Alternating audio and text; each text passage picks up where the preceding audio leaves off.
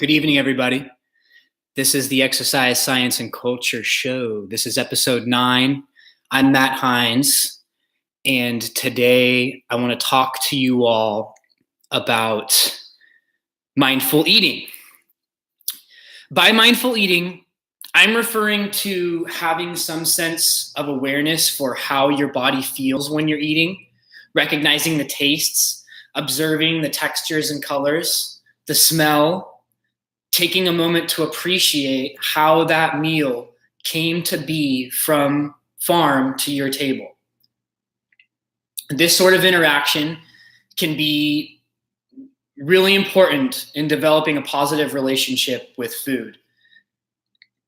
But what I also mean by mindful eating, I also mean this in the sense that we all have a set of principles on which we base our dietary decisions. I want us to be challenged for a moment to re-examine what we believe to be true about nutrition. In particular, I want to look at the difference between natural and highly processed foods. And then I want to look at in which cases a natural food can be bad. I want to contrast that with some popular notions around nutrition. I'm going to make the case that for eating all natural foods except for the ones that you know are bad for you, you personally, or unless you have an ethical objection. At the same time, I'm going to say that maybe we ought to limit highly processed foods. Okay, really bold statement, maybe not that bold, but okay, let's get down to it. So nutrition science, it seems to be really hard to communicate. And this is largely due, I think, to the reality that there are few universally accepted principles of nutrition.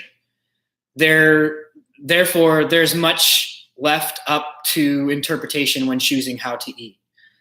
We will all interpret this a different way. Perhaps, though, the first step is to let's take a moment to recognize what influences our nutritional outlook. Yeah, so take a moment, consider this. What has influenced your interpretation for how to eat? Do you have principles that you follow? And on what do you base those principles? So I'll say that I'm seeing this from a general health sense as a fitness coach, and I'm seeing it as a farmer. And I just happen to be fascinated with the idea of optimizing nutrition. I've read a lot about it. I've tried a lot of approaches. Let me try to summarize my interpretation like this, okay? So there's a line between natural foods and excessively processed foods. It's debatable at which point a food becomes overly processed and how much we can handle of these processed foods. But there may be a point at which a food becomes processed and infused with problematic substances to a nutritionally deleterious value. We should all try to understand the particular processes and substances involved. But as for natural foods, it seems that humans are generally able to eat an amazing array of them for health. However, we limit ourselves due to a culture of fear around eating. Now, there are some foods that can be problematic for certain people, but you should not assume that any natural food causes a problem. Unless you know for certain that you have a problem, why limit yourself? Now let's discuss this interpretation and what it means. And first, it's important to recognize that in this discussion, I'm making an assumption that you have access to natural foods. The reality is that many poor people in this country have severely limited access to and means to prepare natural foods. How to bridge that gap? is a separate discussion. For today, I'll just say that I'm sorry to exclude those folks. So assuming you have some access to natural foods, I think we should fully embrace them. I'm suggesting that what I'm suggesting, it's in contrast to many other people's interpretation. I hear a lot about low fat. I hear a lot about low carb. I hear a number of other diet-related principles that stand to exclude natural foods. I reject any notion that a natural food is worth excluding unless you know that you have an intolerance to that food. Take a couple of examples. I'm going to do a couple of examples tonight. First, is fat bad for you? My interpretation is that in general, there is no reason to assume that fat from natural sources is bad. So we're talking about nuts, seeds, oils, fish, eggs, meat, white or red, dairy, or any other source of fat. There is no reason to assume that any of these are universally bad, like generally bad for people. It's crazy that they still serve low-fat milk in schools. The USDA, by many measures, low-fat milk is worse. The best vitamins and minerals in milk are fat soluble. You could argue that milk is perfect as it comes. I would argue that milk is perfect as it comes. So what's going on here? You can do your own research, please do, and let me know what you find. But to me, with fat, it seems to be there's two X factors. It's the quality of the source ingredients, and it's the level of processing. Consider this.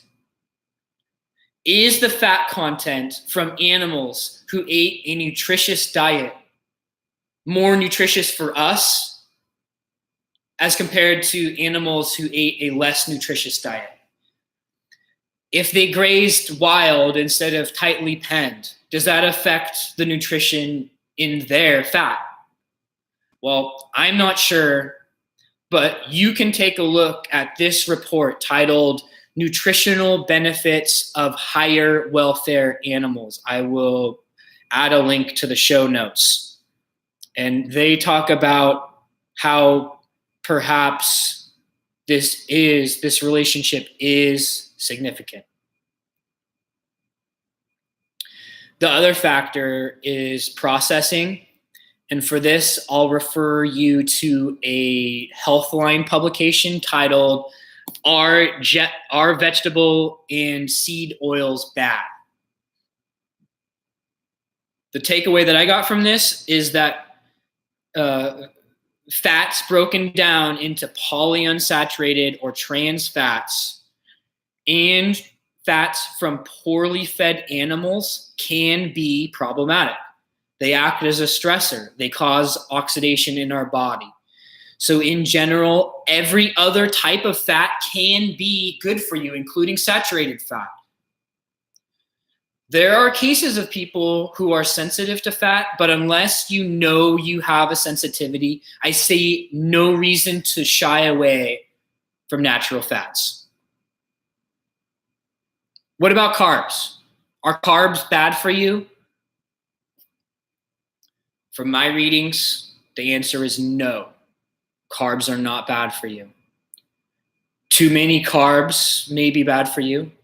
Certain types of carbs may be bad, may be more problematic. But in general, carbohydrates from natural foods are fantastic for you.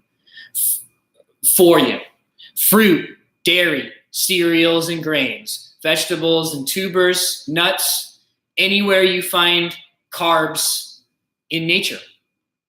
If minimally processed, it seems to me that these are health foods.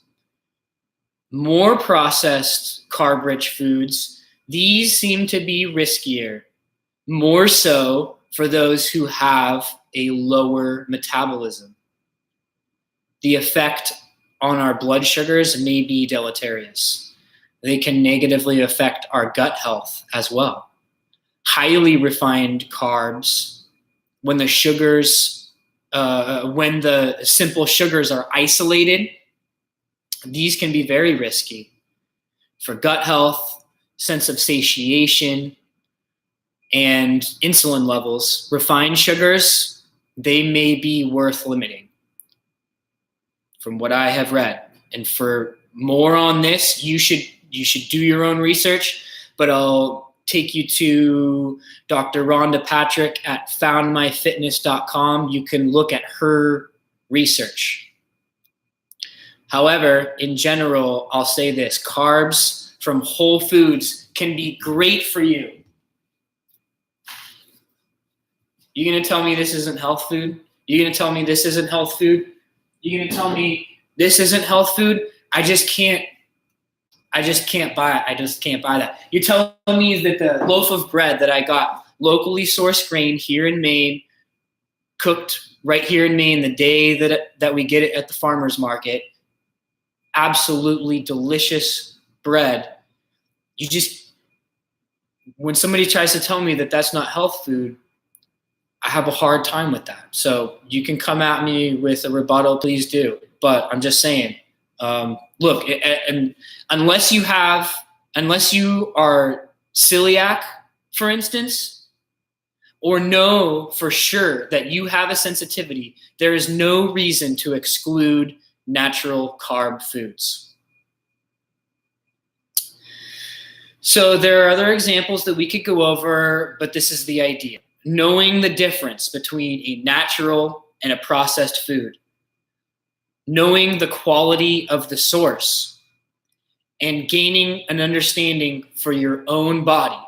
What seems to work for you and what doesn't. In general, I would say that it is not worth restricting any natural foods unless you have a really good reason to do so. With everything else, just moderate it. And if you're truly mindful while eating, you'll eat less of the more processed stuff anyways, because you'll notice how much better you feel on the natural stuff. All right? So that's enough for tonight. Let me give a shout to my people who are watching: Jeffrey Proctor, Ben Brown, Rick Mercurio, Brandon Sprague, Aaron Brown, Elizabeth, and Jeff. And I have a question from Ben. Do you know about cholesterol? My doc says to be low fat, low carb to get cholesterol down. I know that I think that's a pretty conservative approach that you can take. If you want to get your cholesterol down, not consuming any cholesterol, maybe that is a good idea. But understanding the difference between HDLs and LDLs and which foods will have them and which foods will not have them is an important distinction. Let me see if I can find a couple of good articles that relate to that topic to better answer that question. Okay. Hope you enjoyed the show. Thank you so much for listening. I'm going to be posting some more workout videos soon, so stay tuned for that. And any other questions, please hit me up on that. All right. Have a great night.